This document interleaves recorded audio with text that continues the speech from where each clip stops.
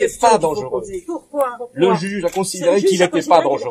Le premier. Une fois, la police est intervenue le 1er janvier, donc là, si c'était vrai, mais auparavant, comme il n'y avait pas de preuves, ben non, il n'y avait pas de preuves. Il n'y a pas de preuves. Monsieur pouvait faire ce qu'il voulait. Il n'y avait pas de violence, il y avait du harcèlement et pas de violence physique et pas de violence de maintenant, le harcèlement psychologique qu'elle a eu, mais effectivement, c'est un cas où il a fait physique, il y a quand même ces risques-là ont passé ce filtre de la justice, c'est un drame et je suis bien d'accord avec vous. Il y a 2000 plaintes sur Bordeaux par an. Elle était là, mais quand elle était posée plainte, ils l'ont fait attendre 3 heures. Il y a quand même qui pleurait que je n'ai pas mis sa main. Vous savez ce qu'ils ont dit sur cette femme d'1m50? Ils lui ont dit, ah, vous connaissez pas un Roumain pour aller lui faire son affaire? C'est la police. Il a dit non, non, je ne connais pas de Nous, Roumain. on peut rien faire. Et vous, vous connaissez? Il a dit non, madame. Trouver un Roumain pour le tuer. Moi, j'ai un réseau en Corse, moi, madame, mais j'ai pas un réseau ici. De quel droit? Je comprends votre la police a été complice de son assassinat. Après, voilà, les caméras, on va faire pleurer dans les chaumières. Mais c'est pas beau ce qui s'est passé. C'est pas beau ce qui s'est passé. Il faut arrêter là. Pas une de plus. Pas une de plus. Et on veut la rapatrier. Le corps de notre fille, on veut la rapatrier. On ne sait pas non plus comment faut faire. Il y a personne qui est capable de nous dire quoi que ce soit. Personne ne le sait. J'ai beaucoup d'affaires. On va se joindre, vous allez me donner vos questions et on va trouver des réponses à vos questions. Au moins déjà, possible. Je vous l'assure. De récupérer le corps de votre fille. Voilà. Il y a plusieurs problèmes. Je vous assure. Deuxièmement, la petite. Et deuxièmement, la petite, oui. Et j'ai demandé aussi, parce que c'est sûr. Où elle est la portée? On ne savent pas. Non, mais. On ne le sait pas. Ils ne savent pas. On le sait pas. Comme s'il n'y avait pas les grands-parents. Voilà. Pourquoi passer par un intermédiaire? Mais on est où, là? On est où? En France? Non, franchement, non, je la connais plus, hein. Je la reconnais plus, hein. Je ne reconnais plus la France. Non, je ne reconnais plus la France. Depuis mai 68, je suis en colère. Et que je vois qu'on n'a rien fait, quoi. Et tous nos combats, c'est zéro. La preuve. Voilà. Il continue à tuer les femmes. Voilà. Non, ce que j'avais pas compris aussi, une chose. Elle a porté plainte. Chaque fois qu'il y a eu des problèmes, on est allé à la police, on l'a écouté, on est reparti quand même. Et chaque fois, à lui, on a ressenti que lui, il était plus défendu. Cette rue, c'est une voie publique.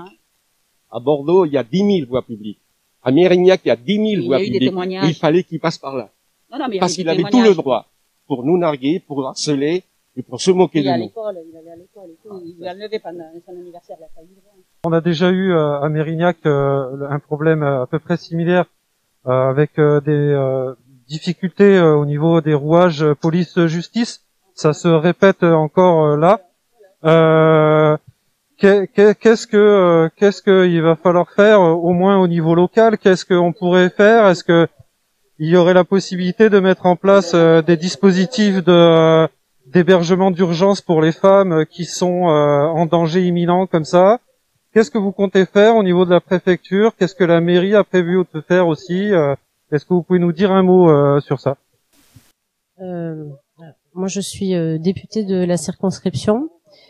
Ce que je peux vous dire, c'est que on a complètement conscience de ce problème. Ça fait 2 ans, 3 ans qu'on essaie au maximum de lutter contre les violences conjugales. On a mis en place énormément de mesures, le bracelet anti-rapprochement, les téléphones d'urgence extrême, des logements justement pour protéger les femmes. Ce qui est très compliqué, et c'est douloureux de le dire aujourd'hui parce qu'une femme est morte. Mais ce qui est très compliqué, c'est qu'il y a 2000 plaintes pour violences conjugales à Bordeaux tous les ans. Et la police n'a pas les moyens de mettre 2000 policiers derrière chaque femme qui porte plainte pour violence conjugale. Et là, dans ce cas-là, en l'occurrence, où il n'y avait pas de menace de mort, il n'y avait pas de coup physique, et pourtant on voit bien que le risque était là. On voit bien que le risque était là et qu'il était imminent, puisqu'il y a eu ce meurtre affreux. Mais malheureusement, la justice, avec les éléments qu'elle avait, n'a pas pu évaluer ce risque. Et c'est ça qui est très compliqué, c'est que les violences aujourd'hui, elles sont partout, les violences conjugales. 2000 plaintes de violences conjugales à Bordeaux tous les ans. Donc la police, la justice sont démunis pour faire face à ces 2000. Donc c'est vraiment un combat de société qu'il faut que l'on mène tous ensemble. Et croyez-moi, on est vraiment absolument engagés sur ce combat. On est vraiment absolument engagés. Les solutions, elles sont complexes parce qu'il y a énormément de violences conjugales. Et donc, il faut arriver au maximum à évaluer ces risques pour protéger les victimes. Et c'est ce qu'on essaie de faire au maximum. Il y a des meurtres qui sont évités. Non, mais je me permets de vous couper. Je comprends, mais je me permets de vous couper parce que les associations de défense des droits des femmes, toutes à l'unanimité dénoncent des problématiques. C'est-à-dire que quand une femme va poser plainte au commissariat, elle est pas prise au sérieux. Là, il y a eu des signalements, il y a eu quand même, il y a eu des faits concrets qui ont été suivis là sur cette affaire, sur celle de Chahinez, et on se rend compte que les choses n'avancent pas en fait au niveau du système policier et du système judiciaire sur ces agressions en fait permanentes. Et donc là, vous êtes en train de nous dire que vous faites un constat malheureux, que vous faites tout ce qui vous est possible de faire, mais au résultat sur le terrain, les gens ne voient pas le changement, quoi. Hein. Donc, je pense que ce que la population attend, c'est des décisions et des actions fortes au niveau local et national. Oui. Pourra-t-on demain ne plus avoir aucune femme qui vont mourir sous les coups de leur conjoint ou de leur ex-conjoint? C'est ce que je souhaite le plus au monde. C'est ce que je souhaite le plus au monde. On a mis en place la formation des policiers, on essaie de les sensibiliser au maximum. Il n'y a plus un seul policier qui sort de formation initiale sans être formé à ces problématiques. Tous les policiers sont formés au fait de recevoir ces plaintes. Donc ce travail, il est mené. Un fléau comme ça ne se résoudra malheureusement pas du jour au lendemain parce que c'est toute une société qu'il faut former, qu'il faut sensibiliser autour de ce problème. Mais ce travail, il faut qu'on continue à le mener, il faut qu'on ne se décourage pas, il faut qu'on lutte sans relâche. Voilà, moi, aujourd'hui, je n'ai pas une solution à vous donner pour que, aujourd'hui à demain, il n'y ait plus aucun féminicide, malheureusement, et j'en suis extrêmement triste. Mais il faut mener ce travail, on le mène avec acharnement, et j'espère que ça va donner des résultats le plus possible et le plus vite possible. Aujourd'hui, voilà ce que je peux vous dire. Malheureusement, je peux pas vous promettre que demain il n'y aura plus un féminicide, mais il faut que ces féminicides cessent et il faut que l'ensemble de la société prenne conscience de ça. La justice et la police, certes, et on travaille pour que la justice et la police prennent la mesure, et je crois que ce travail est en cours. Mais effectivement, ça n'a pas suffi aujourd'hui par rapport à cette dame. Qu'est-ce que vous attendriez des autorités, des députés, des politiques? Qu'est-ce que vous attendez comme action concrète pour que ça n'arrive plus? Je ne sais pas qu'il y ait une coordination plus efficace, que les femmes ne tombent pas comme ma fille justement, c'est-à-dire quelque chose de façon qu'il n'y en ait pas une derrière l'autre et une autre. Il faut arrêter ce massacre. Il faut arrêter. Et c'est pas à moi de dire à la police ce qu'elle doit faire, mais quand même, qu'il y ait un accord, qu'il y ait quand même, je ne sais pas, une coordination entre la justice et la police. Vous parlez à la police, c'est la justice qui est en tort. Vous parlez à la justice, c'est la police qui est en tort. C'est pas possible. Selon vous, qu'est-ce qui aurait permis d'éviter ce drame? Que lui soit davantage surveillé et ma fille plus protégée qu'elle l'a été. Elle n'a pas été. Elle a beaucoup déclaré, beaucoup de dossiers, beaucoup patati patata, mais elle n'a pas été protégée assez. Et la preuve, vous l'avez. Là, il faut arrêter parce que sinon ce massacre va continuer et ça commence à bien faire. Et maintenant notre vie est fichue et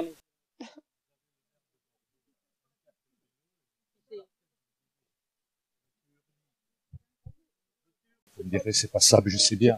Je vous dirai c'est trop. Oui, mais maintenant je veux lutter contre moi. Vous avez raison. Comment? Quand est-ce que je peux la récupérer? Ça c'est de la justice. Non, recommencez pas. Non, mais je vous dis, le maire ne peut pas intervenir. Moi, je suis là pour retenir un langage de vérité. Je suis pas là pour... Oui, alors la vérité, laquelle? Vous pourriez quand même parler avec la justice. La justice. Non, alors attendez. Non, mais monsieur, je peux vous expliquer. On pourra vous aider, aider à travailler avec la justice. La justice est indépendante dans ce pays. C'est pas le maire qui décide des décisions de justice. Si on peut vous aider, on vous aidera. Mais la justice est indépendante, donc il faut faire pression. Et moi, je compterai. Mais oui, mais je vous dis pas. Moi, je compte voir la procureure de la République, vraiment, pour me faire un peu le témoin de ce qu'est l'émotion d'un maire qui voit sur son territoire de tels faits. Et puis, des moyens, alors, je vous dis, des moyens qui doivent être déployés. Non, des moyens, par exemple, les téléphones de grand danger, je considère que ce sont des moyens qui doivent être déployés dans les départements comme le nôtre. Je pense que si dans votre cas, s'il y avait eu un téléphone de grand danger, peut-être que ça aurait été permis d'éviter. Il y a un procureur, et voilà le résultat.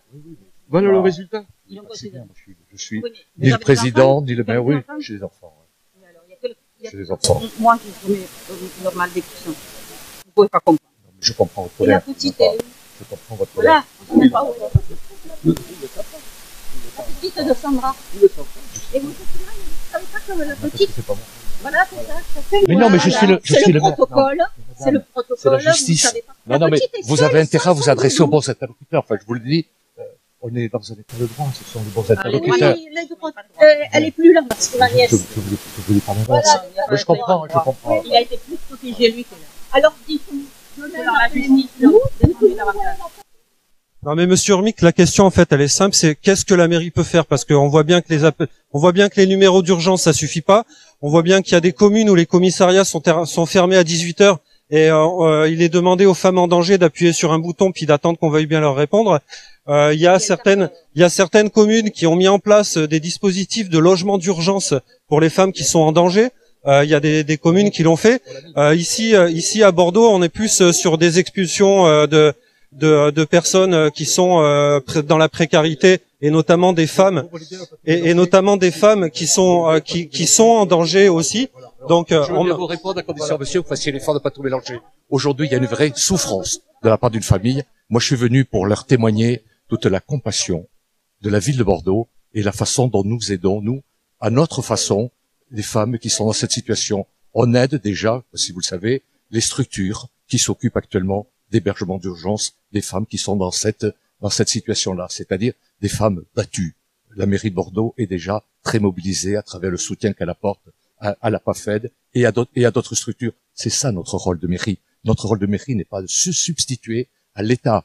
Vous indiquez un certain nombre de dysfonctionnements qui ne sont pas des dysfonctionnements municipaux. Je pense que si on veut régler le problème, il faut que chacun soit extrêmement précis sur le rôle qu'il a en charge d'assumer. Nous, notre rôle de mairie, c'est effectivement d'aider toutes les structures qui luttent pour héberger des femmes battues. Vous pouvez me dire qu'on n'en fait pas assez, on n'en fait jamais assez, et je vous promets que nous allons en faire de plus en plus pour venir à l'aide à ces victimes et éviter que de tels drames se reproduisent. Ça n'interdit pas à la justice de faire son travail, ça n'interdit pas à la justice de distribuer, y compris en Gironde, des téléphones grand danger, que des annonces gouvernementales se réalisent également sur le terrain ici en Gironde. Comptez sur ma position de maire, sur mon équipe municipale, pour le rappeler de façon inlassable à nos interlocuteurs. Ce n'est pas moi qui vous le dis, je me fais simplement le relais, l'écho de ce qui se passe dans la rue, tout simplement.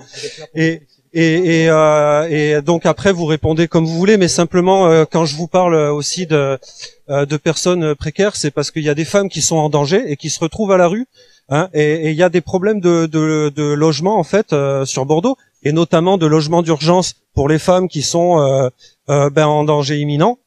Et forcément, les expulsions, ça engendre aussi des familles et des femmes qui se retrouvent à être dans des situations de danger aussi au niveau des violences faites aux femmes. Donc là, c'est la deuxième fois à Bordeaux qu'on a un cas où on constate qu'il y a quand même des dysfonctionnements au niveau du rouage police-justice. Donc je sais que la mairie, elle, n'a pas compétence sur ces domaines-là. Par contre, comme je vous l'ai dit tout à l'heure, il y a des communes qui ont mis en place des systèmes de logement d'urgence pour les femmes qui sont en danger imminent. Qu'est-ce que la mairie de Bordeaux a l'intention de faire par rapport à ça précisément? On le fait. Vous avez ma première adjointe qui va vous compléter. Oui, voilà. C'est le maire qu'on veut entendre. C'est le maire que les gens allez-y. Je vous ai cité la PAFED. Je suis la présidente de la PAFED. Heureusement que la mairie pallie vraiment par rapport à l'État. La mairie et le département nous donnent des subventions. Et c'est pourtant pas leur domaine. Donc non, je crois qu'il faut surtout qu'on arrête toutes les polémiques, qu'on se mette tous autour de la table. les associations, l'État, les collectivités territoriales, la police, la justice, nous avons tous les outils pour les protéger. Donc en fait, vous êtes en train de nous dire que la mairie fait déjà tout ce qu'elle peut, qu'elle pourra pas faire plus.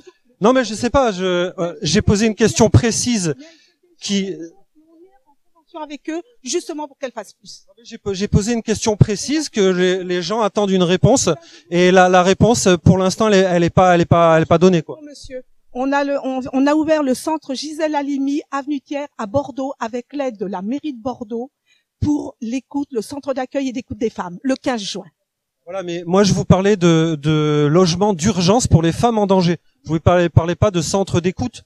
C'est important quand même. Vous dites non, mais bien sûr, les associations, bien sûr.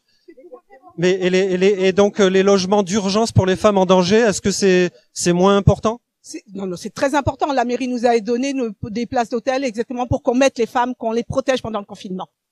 Donc effectivement qu'il faut des logements, qu'il faut beaucoup plus de construction qu'il n'y a pour que ces femmes aient accès à ces logements. Ça c'est vrai. C'est un manque crucial depuis des années. On est la loi SRU, on doit être à 17% alors qu'on devrait être à 25%.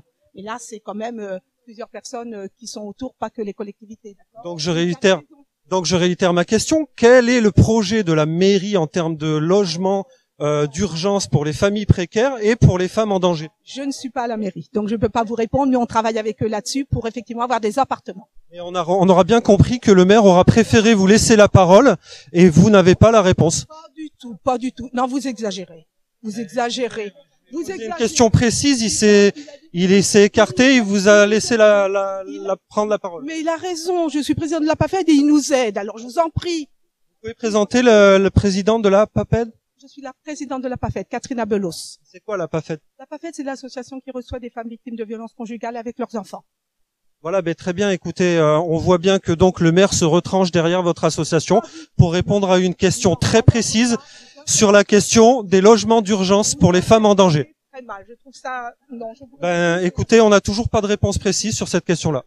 Ils y travaillent, c'est pas facile. Ils sont arrivés qu'il y a un an et il y a un déficit depuis 30 ans. Et oui, mais on a. Pas toute leur compétence. Si, les logements d'urgence pour les femmes en danger, c'est de la compétence de la mairie. Nous en ont donné à nous, à des associations, et on a une convention avec eux, on a des appartements d'urgence avec eux. Ah voilà, là, on a une réponse, on a un début de réponse. On en a avec eux.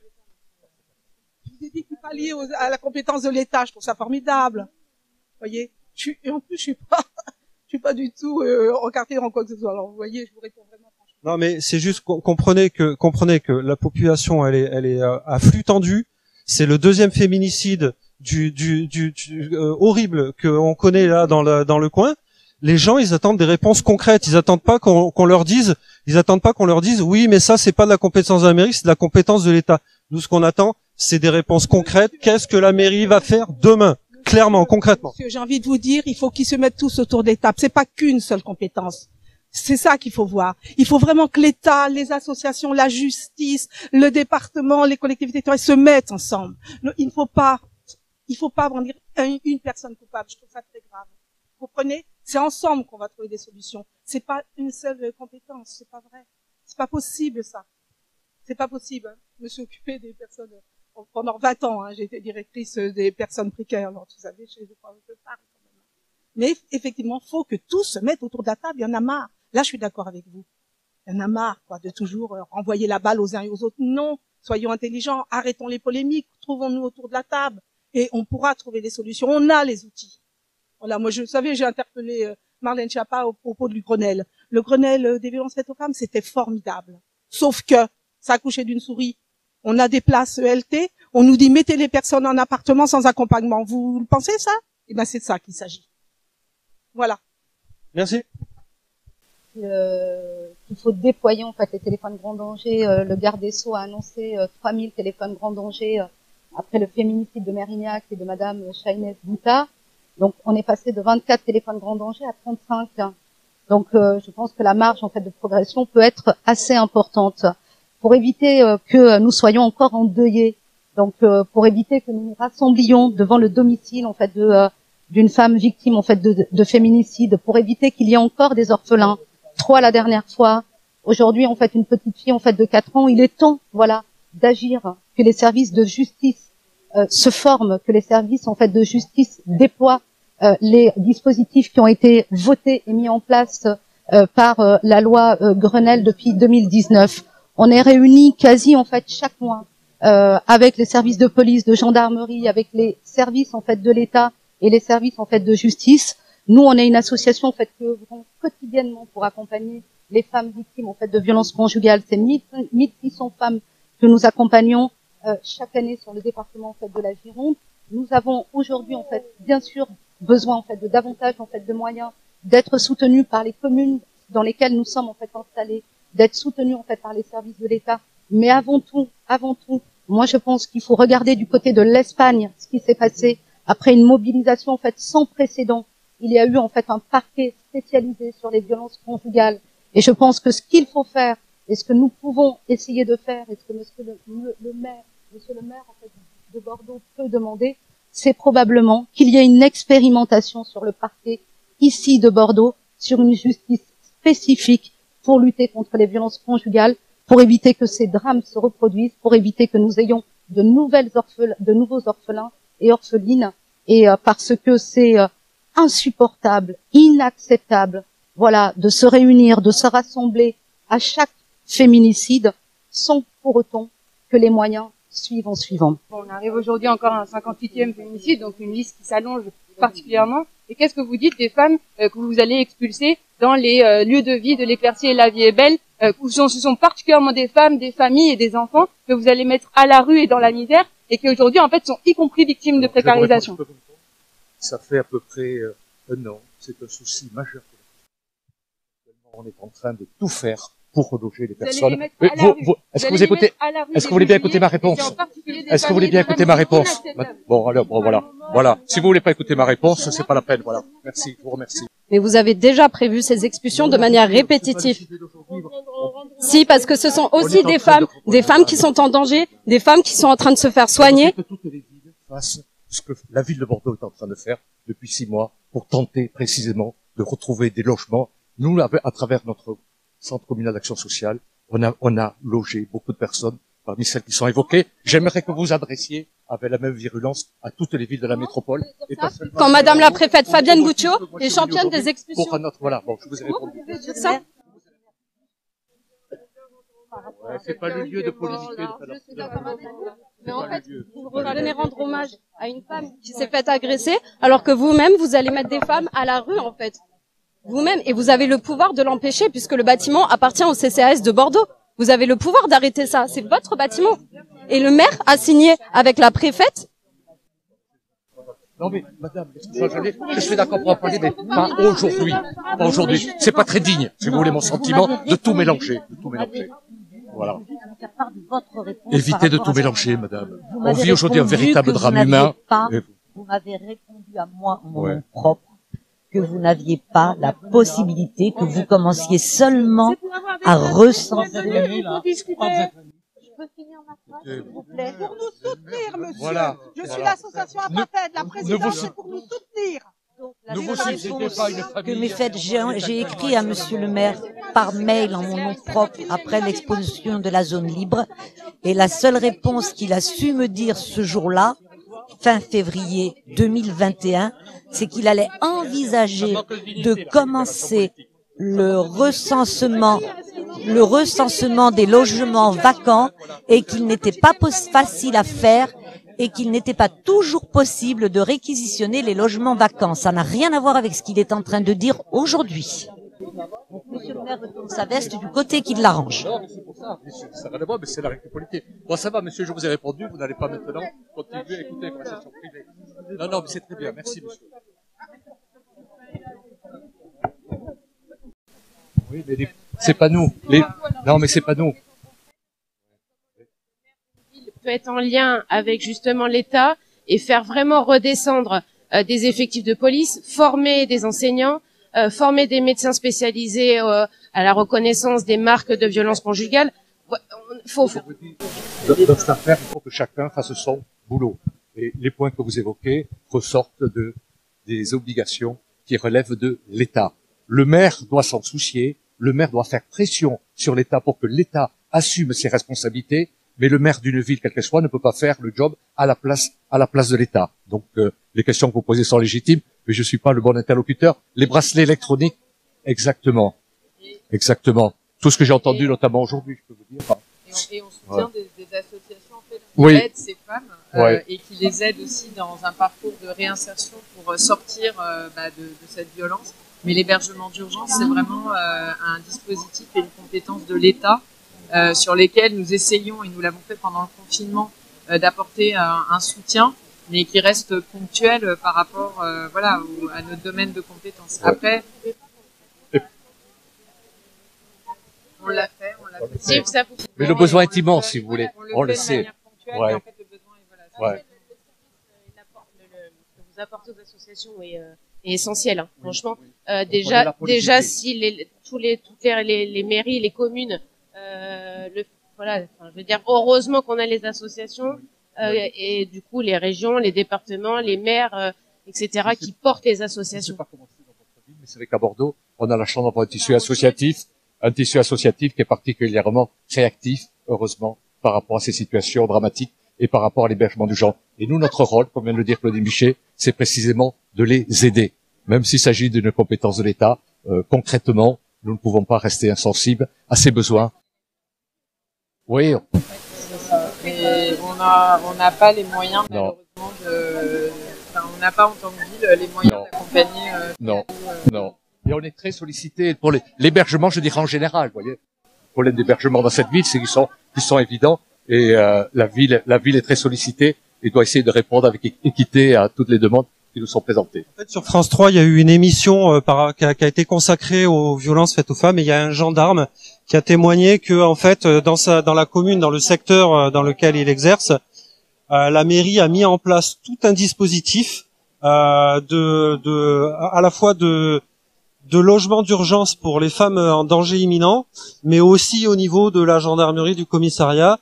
En fait, il y a tout un dispositif qui est joint. Et ma question de tout à l'heure, c'était qu'est-ce que la mairie de Bordeaux, par rapport à ça, peut faire concrètement? Vous citez une expérience qui est menée par la police et la gendarmerie.